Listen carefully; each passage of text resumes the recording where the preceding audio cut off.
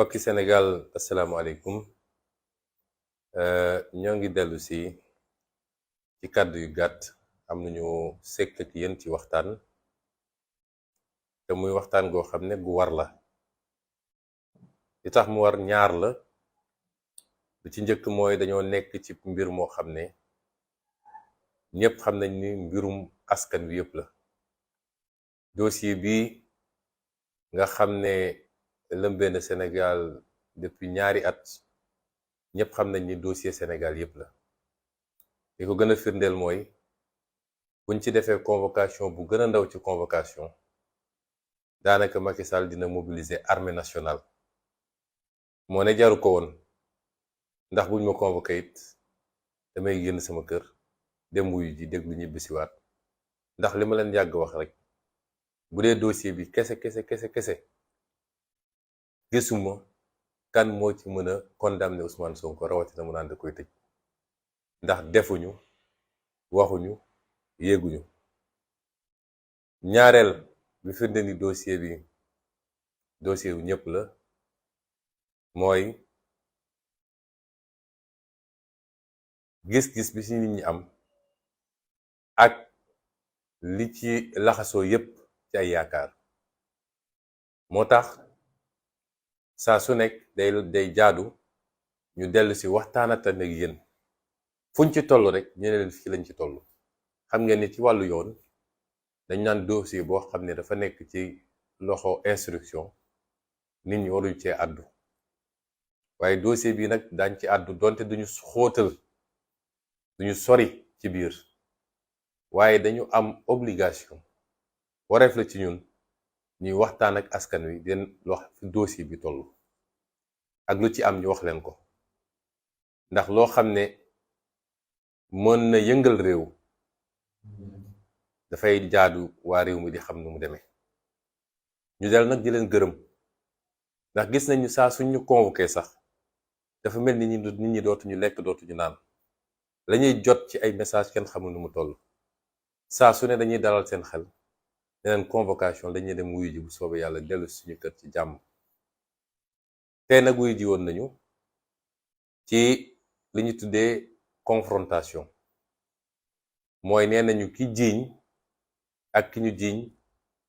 comme kenn ku nekk am na loo wax il faut ki jiite enquête bi di doyen des juges dajal leen déglu leen kenn ku ne mën na la yaa fi waxoon li yow est-ce que nangu nga ko ñi seen xam-xam màcc ci mbirum yoon yépp jàpp ni lii warutoon ndax li dossier bi bindoo aajoo ko waaye bu waroon am sax am na lu ko waroon jiitu ndax yéen ñëpp xam ngeen ni bari na ñoo xam ne tudd nañ leen ci dossier bi te ñun ñu laaj ni dañ leen war a déglu te ba tey ji doyen des juges tëdd fi mu tëdd dégloogu leen kon loola waroon jiitu mu déglu ñooñu ba pare mu bari ñoo xam ne wala ñépp sax ci Sénégal jàpp nañ ni suñuy def lii bëgg dëgg ak àtte taxul waaye dañ doon ut luy toroxal Ousmane Sonko ñëw teg ab xale bu ndaw mu naan def na ma lii jaar na ma fii nangam loolu lañ ci doon jublu waaye ak lu ci munti am rek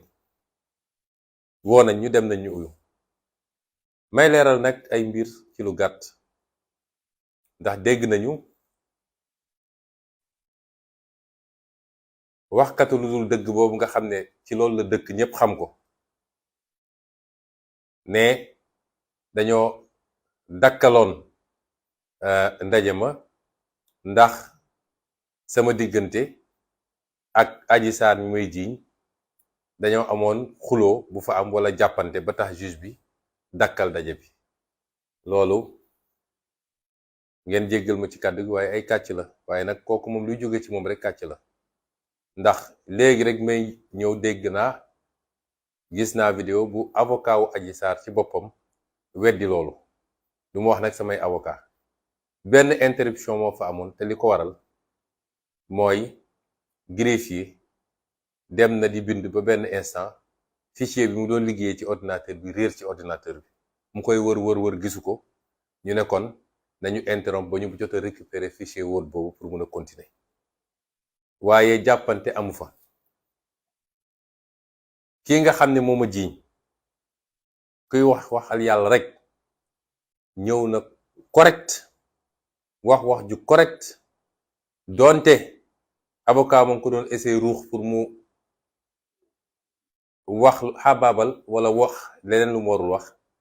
waaye defu ko. wax ju correct la fa wax, manqué wu fa kenn respect à commencer par man mii.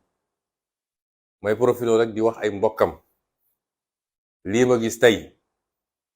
seen doom dugal nañ ko ci lu ko ëpp doole, xamul ci lu mu ne. ku xool xar kanam ak bëtam sax di nga xam ni kii nekkatu fi te ay pression lañuy def ci kawam wala sax ay menaces wala yeneen yu mel noonu. amaana sax ragal na ci pour dundam, moo tax ay mbokkam nañ ko jëli. ku jur doom doo ko sànni bàyyi ko ak ay loxo jàmbur, ay politiciens di ko manipuler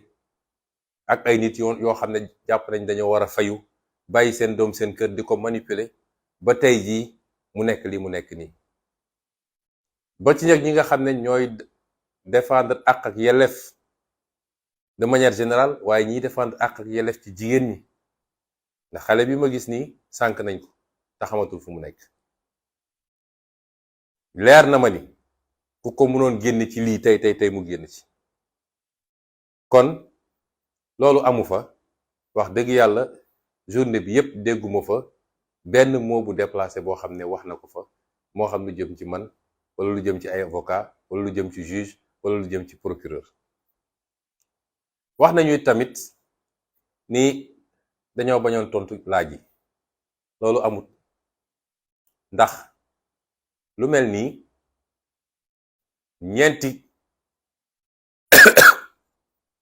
ñeenti kilifa ci biir ñoo am sañ-sañu laaj. bi ci ëpp solo mooy doyen des juges, ndax moom moo yor enquête bi, mooy convoqué. bu paree jox procureur mu laaj ki ko fa toogal di substitut procureur. kooku bu paree daa di jox avocat partie civile yi ñu laaj, ñu doog a jox avocat défense ñu laaj. ki nga xam ne nag mooy ndeyu mbill gi muy doyen des juges, lam fa laaj yépp tontu naa ko. donte amoon naa sañ-sañ bañ koo tontu ni ma ko defee ak ñeneen, ndax damay fàttali ni moom laata ñu koy jox dossier bi dafa jëloon position daa di bind ci benn page Facebook am benn texte boo xam ne ab mbokkam bu nekk France bokk APR moo ko bindoon di ma attaqué ba tuumaal ma ci mbir mi. xam nga juge dafa am obligation de réserve. juge warul waxee n'importe comment, rawatina nag dossier boo xam ne yow yaa nga Ziguinchor di fa juge d'instruction. dossier bi tàkk na, réew mi di wax, nga dem di publier sa page Facebook loo xam ne day charger Ousmane Sonko. est-ce que kooku xel mun naa nangu tey? te li may wax nii waxuma ko par rapport ak jëmmam moom, ndax li ma dégg ci moom yépp dafa mus a góorgóorlu nekk juge boo xam ne day góorgóorlu ci jubal. waaye est-ce que dossier bu mel nii xel mun naa nangu ñu teg ko ci loxo koo xam ne laata dossier bi di ñëw ci loxoom moom àddu woon na ci ba pare ba condamné Ousmane Sonko. kon mënoon naa sëkkundu si foofu ne kii duma ko tontu, waaye tontu naa ko moom. laaj yi mu laaj yépp tontu naa ko. kon suñu nee tontuwul laaja loolu amut. mu des procureur li ma ko waxoon bële passé laa ko wax, ndax procureur administration la. ki fa toogoon tey du moom, du jëmmam, xaw ma ko. jàpp naa ni magistrat bu baax la, jàpp naa ni kuy def liggéeyam la, waaye nag dafa toogal procureur parquet administration nga xam ne c'est impersonnel, c'est abstrait. administration boobu mu fa toogal nag ku ko jiite woon ci jamono jooj di Serigne Bassirou Gueye dafa am ay njombe yu mu def ci dossier bi. ci wàllu dossier dañ la ne PV d'enquête bi nga xam ne enquête préliminaire bi mooy njëlbeen bi rek, enquête bi ñu confier ko gendarmerie. PV boobu gendarmerie di def, procureur donte moom mooy le maître des poursuites amul sañ-sañ ci changer PV boobu. waaye PV bi nga xam ne moom la gendarmerie defoon Serigne Bassirou Gueye da koo soppi muy faute bu garaaw ci magistrat. daat ciy jël ay mbir yoo xam ne daf ma doon setal man mu génne ko ci PV bi ba pare dem ut yeneen mbir yoo xam ne daf may essayer tilimal mu yokk ko ci TV bi te newu ci woon. kon kooku li mu def dafa garaaw moo tax ma jël di porter ko plainte moom. ñaari plainte laa déposé benn bi maa ngi ko déposé Cour suprême muy plainte au pénal ñu war ko atte parce que li mu def lu garaaw la. ñaareel bi ma déposé ko IGAJ nga xam ne plainte disciplinaire la pour ñu def ñu ubbi une procédure disciplinaire teg ko ci kawam. moo tax su ngeen gisee Macky Sall gaawantu nommé ko OFNAC sama plainte moo tax ma wax leen ko tey xam ngeen ndax lan parce que ñaari plainte yooyu moo déposé bi ca njëkk ci Cour suprême pour mu mun a jàll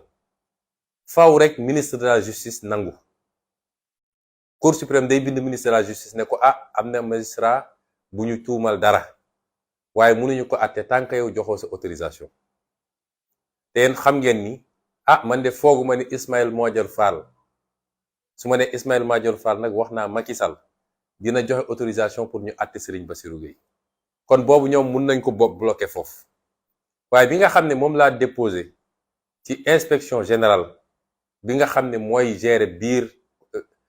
lépp li nga xam ne mbirum discipline la mbirum yar ak yarin ak doxalin ci biir magistrature boobu aajowul ñu demander autorisation kon ñoom mënoon nañu commencer seen procédure. loolu tax ñu gaaw génne ko ci hiérarchie judiciaire parce que fañ ko nommé woon fañu ne woon foofu lañ ko nommé woon muy Thiès ba léegi ci hiérarchie judiciaire la nekkoon.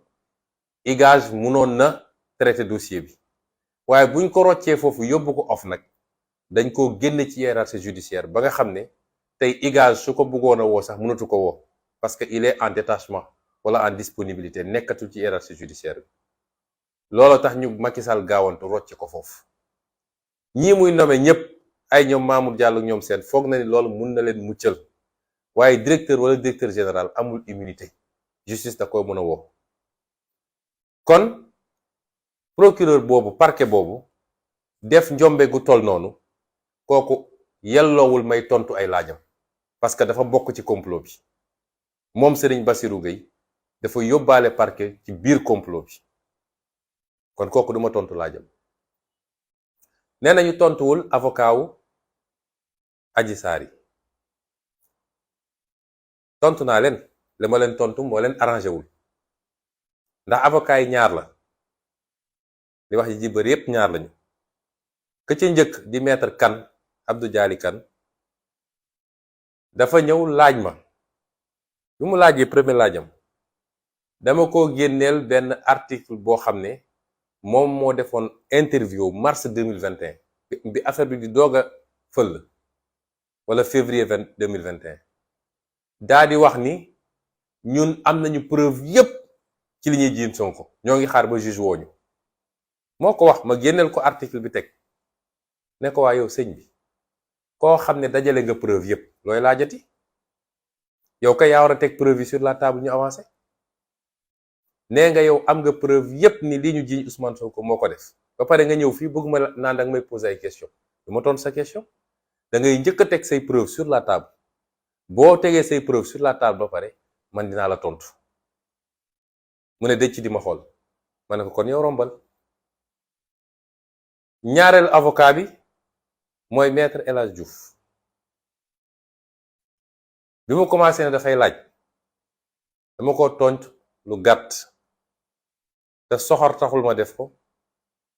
fayantu taxul ma def ko mais dafa am lu xel mën a nangu ak lu xel mënul nangu. dama ko génneel décision arrêt bi nga xam ne cour d'appel de Paris moom la jëloon nga xam ne arrêt définitif la mooy condamné nañ ko condamnation boo xam ne kenn mënu cee dellu si. lan lañ ko condamné woon agression sexuelle mooy dafa doon siif ab gone dafa doon forcer ab gone di ko làmbatu ak di ko def naka sudul noonu ba tax kooku yóbbu ko police yóbbu ko juge ñu condamné ko première instance mu dem appel ñu condamné ko condamnation définitive ma génneel ko arrêt original bi nag waxuma extrait boobu di jàll internet la ca biir moom dinañ ko suturaal ba duñ dugg ci détail ndax lépp dañ ko fa décrire ma ne ko yow fu ñuy toog di tuumal nit lu mel ni yow waroo faa toog di wax yow avocat sax waratoo ko nekk parce que règle avocat mooy ku ñu condamné ci yu mel ni bâtonnier ordre des avocats dafa war a jël responsabilité génne la ci avocat yi te bind naa nag bâtonnier te déposé naa yeneen ñaari plainte contre moom benn bi pour injure la à caractère racial ndax yéen ñëpp yéen a ngi koy dégg vidéo yëpp dama ko jël def ko ci clé façon saaga bu ne moom ma koy saaga ci télé rajo yi rebelle violeur sàccukatu terrain lu ne mu koy wax ñaareel bi nag mu bind procureur général ne ko su dee ordre des avocats tirewul les conséquences yi nga xam ne moo am ci arrêt boobu nga xam ne c'est un arrêt définitif yow yoon may na la nga entamer procédure boobu may woo nag ordre des avocats parce que seen dignité ordre la dafa am loo xam ne texte yi suñ ko bindee rek dafa am lu tax ñu bind ko ma ne ko kon yow du ma toog fii di tontu say laaj delloo naa la ci say mbir wax ja jeex foofu it ñeenteel bi nag muy samay avocat laaj nañ ma tontu kon ñi ma war a tontu naa leen te la ñu laaj yépp tontu naa ko kon bu kenn ne Ousmane Sonko dafa dem foofu tontuwul ndax dañuy bëgg a renvoyer dos à dos naan Ousmane Sonko tontuwul ki ko jiiñ tontuwul déedéet man amoon naa sañ-sañ man mi ñu jiiñ dugg ci bureau juge ñu laaj ma ne duma tontu j'ai le droit de garder le silence am naa sañ-sañ bi moo ne tontu naa waaye gis nga ki jiiñ amul droit dugg ñu laaj ko mu ne duma tontu lu toll ni jiiñ nga ne def na ma ñu laaj la nga ne doo tontu loolu jeexal na wax ji juge d'instruction bu doon am na tuuti cohérence dossier bi tey la koy tëj jiiñ nit nekk ci télé yi nekk ci rajo yi nekk ci live yi ne am naa ay preuve am naa lii am naa laa ba ñu ne la bés ñëw na woo nañ na nga toog mu toog ñu ne la dañ lay laaj nga ne duma tontu te bi muy ñëw it ñëwuloon ak yéene bañ a tontu de waaye question yi xaw a métti nag ndax bi ñu paree rek première question bu ñu posé premier avocat bi posé question ci samay avocat maître Bamba Cissé la bi mu ko laajee première question bi làkk ko ci nasaraan làkk ko ci tubaab mu ne man dégguma tubaab day ne ko mbir maa ngi commencé neex yow yaa bind plainte nee nga yaa bind plainte boo xam ne tubaab yu xóota xóot nga ci bind maître Ndoumbe ne ko ndax jàng nga droit ndax kuy bind plainte bay citer ay article code pénal di ko décrire ñu ñëw poser la question ci tubaab nga ne dégguma tubaab loolu day na waar ñu laajaat ko beneen laaj mu tontu bu évasif ñetteelu laaj bi nag bi ko maître Bamba Cissé ne da taay la rek ñeenti weer ci gannaaw def nga live ak benn liveur nga ne yor nga ay preuve yu doy waar yoo xam ne mi ngi sa téléphone te bis boo toogee ci kanamu juge boo ko génnee Ousmane Sonko moom yoppam mooy dem rëbës ne tëj leen ma est-ce que mën nga ñu génneel preuve yooyu mu ne maître Bamba Cissé dootuma tontu sa benn laaj d'ailleurs yow Pastef nga bokk loolu moo jeexal daanaka confrontation bi teewul it suñuy avocat liñ ko war a laaj yépp laaj nañ ko ndax laaj nañ ko question yu bëri jàpp ma lim bi de waaye xam naa ni ay dizaine question laaj nañ ko lépp li nga xam ne ay incohérence la ay sos la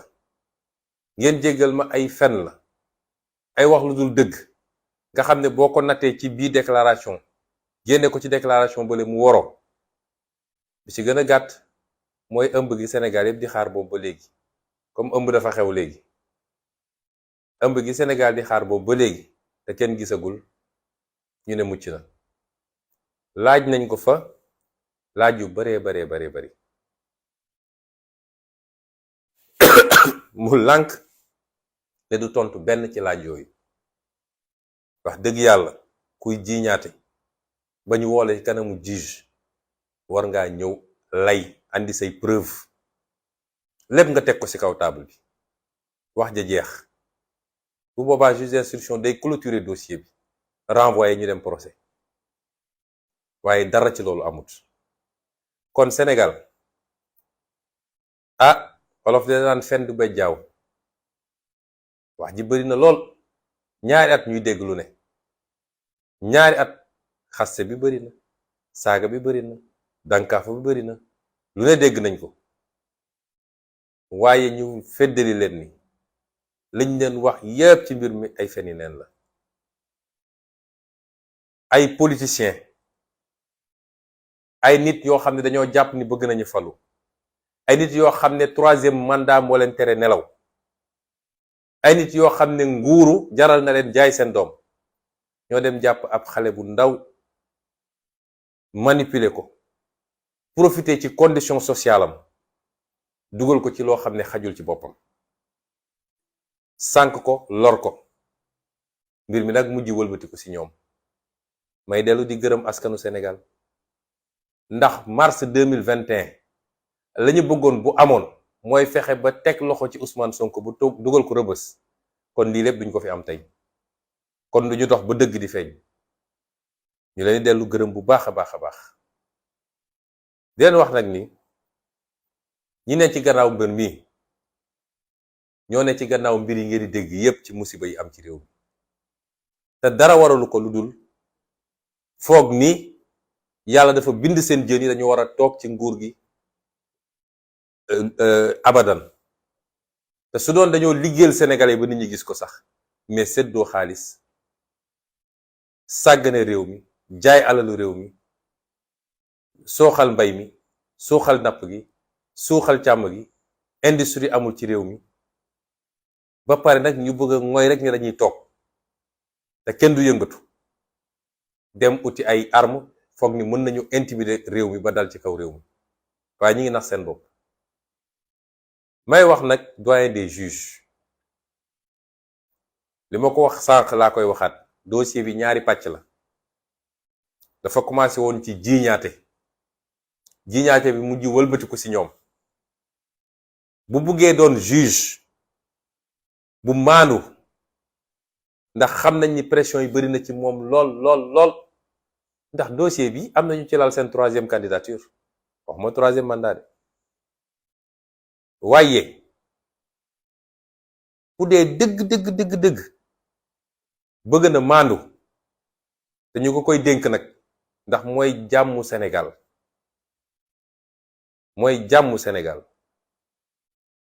justice de manière générale dafa war a sori politique justice du doxeek politique ak nguur nu mu am doole ki prêter serment danga waat ci kanamu sa borom kon suñ la joxee dossier atte ko ngir yàlla kese te bu ci seet dara te bu ragal lenn nag gannaaw yàlla ndax ñi lay menacer naan la état dafa am doole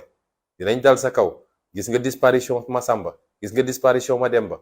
wala ñu lay proposer xaalis bés dina ñëw di nga wéet ak sa borom ci dossier boo war a gérer boo gérer woon moo tax liñ koy ñaan dossier suñ koy gérer dañ koy gérer à charge et à décharge li ma ko wax léegi ci sama kàddu gu mujje dañ maa tuumal te ñi may tuumal andiwuñu benn preuve ba tey ji benn preuve andiwuñu ko ma ne ko dossier bi nga yor amoo ci benn preuve bu dee nag sama deret bi rek ngeen yaakaar ay nit di complot ma dem di leen jox sama deret gëm naa ni sotteegu leen te yow mi jiiñ muy ci charia muy ci droit canonique mooy athée catholique muy ci droit bi ñuy jàngale ñun fii droit moderne wala temporel yow mi jiiñ yaa war a ñëw prouver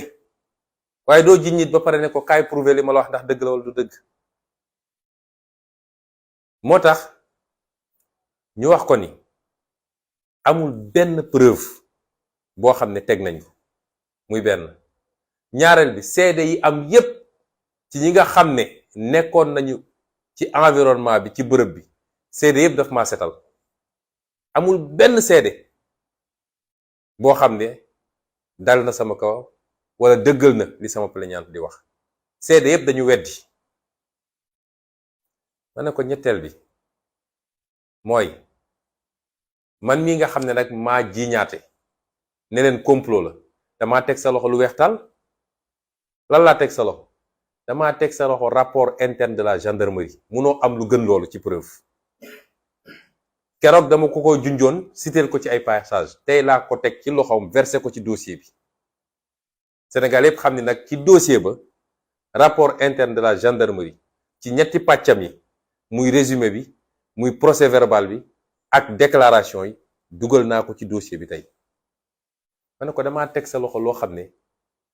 bi ma ko génnee ba léegi panique moo am au sommet de l'État. ñuy traquer ay nit di wër di jàpp ay journalistes yëfu ñàkk fayda bu ne ñu koy def. ma teg ko sa loxo man li ma jiiñee dama andi ay preuve. ma ne ko ñaareel bi ñii témoigner ñëpp dañoo témoigner ni complot la ba pare ne la Mamour Diallo mi ngi ci complot bi. maître Gabi Sow mi ngi ci complot bi. daal lay tudd avocat bi ñuy tuddee Dior Diagne am na ñu ko tudd ci biir lépp mi ngi fii ci sa dossier bi ay PV la. ay PV d'audition la ñu tudd leen. bi ci mujjee mooy gynécologue Alfousseyni Gaye bi nekk hôpital bi nga ko mujjee déglu nga xam ne defagul 2 semaines ndax lundi bële premier match su Sénégal la ko déglu. PV bi liir naa ko man mii lan la ñu bind ci PV bi Alfousseyni Gaye dafa ne maître Sow moo ma woo ne ma demal jëlali ma xale bi ca ëllëg sa Mamour Diallo ak maître Sow ñoo ma woo ne ma ndax def naa PV bi ndax def naa certificat médical bi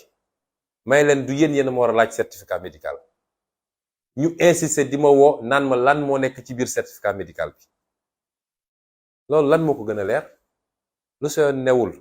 te ndaw si nee na moom yàggul a xamanteeg Mamour Diallo te Mamour Diallo ci jëlbeen ba muy woote di def pression naan nañu changer PV bi jox ma PV bi. kon ñun dañoo andi ay preuve yu mat sëkk yu doy sëkk teg ko ci loxo juge bi. moo tax ma koy wax moom te di ko wax sénégalais yépp nag parce que dossier bi dootul dossier Maham Diallo de. dossier bii taal réew mi ba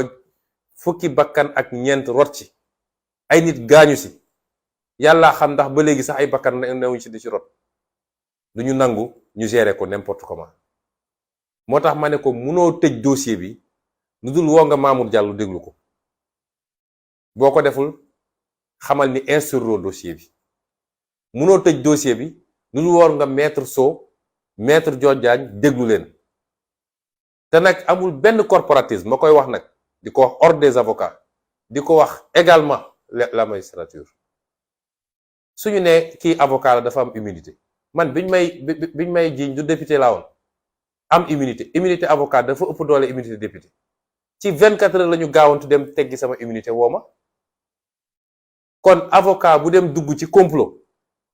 dañ ko war a woo mu ñëw leeral mbir mi. du ñu nangu benn corporatisme pour protéger des gens yoo xam ne mérité wu ñu nekk ci baro bi ndax un bon avocat ne complote pas. Il y a d'excellents avocats ici bëri nañ fi. du ñu dugg ci yëfu ñàkk fayda yi mukk di comploter contre un adversaire politique. kon moo wax ko ni moom munoo tëj dossier bi boo ko defee instruire dossier bi boo defee noonu dangaa bokk ci complot bi yow sa bopp. munoo tëj dossier bi te ñooñu woowu loo leen ñu ñëw layoo lan moo ci seen yoon bañ ci def lii def ci laa def ci lële. loolu mënul ñàkk ci dossier bi. nee nañ ko it ñun de dégg nañu benn kilifa bu ñuy wax MC Niass man de xaw ma ko musuma koo gis nii musuma koo dégg téléphone. waaye moom nee na yor na ci dossier bi lu firndeel ni lii complot la. ne yow Maham Diallo na nga ko woo mu ñëw andi preuve am kooku mënoo tëj dossier bi te woowuloo ko mënul ne ndax it nag dossier bu toll nii duñu seetaan benn nit rek mu ne maa koy gérer nu ma neexee wala ñu koy woo ci gannaaw naan ko defal li bu def li kon fi may daanele daal di wax sénégalais ni dossier bi du dossier viol musuma violé nit te ilaa yow mi di duma musa violé est-ce que sénégalais xam nañ luy viol amul lu gën a garaaw viol rey nit sax viol ko gën a garaaw xam ngeen ndax lan nit mun na rey nit te tey ko li ñuy wax homicide involontaire accident mun na am nga rey nit wala yu demee noonu mais kenn mënul ne dama violé nit te teyuma ko lu toll noonu nga jiñ ko kilifa nekk ci deram sonnal njabootam lépp dara waralu ko lu dul kujje politique kon loolu duñ ko caaxaane moo tax ñu ngi dellu sant yàlla di leen gërëm yéen peuple sénégalais yi leen wax ni dëgg moom mooy mujj fu ne te dëgg feeñ na di wax ni ñii jur xale bii bu dee ay kilifa lañu nañu dem xettali seen doom ndax ñii di ko utiliser bis bu ñu demee ba xamatuñu lu ñuy def wala ñu xam ne mbir mi doy na waar bu ngeen moytul ñu sàkkal ko pexe de ñu ngi leen di gërëm di leen sant wasalaam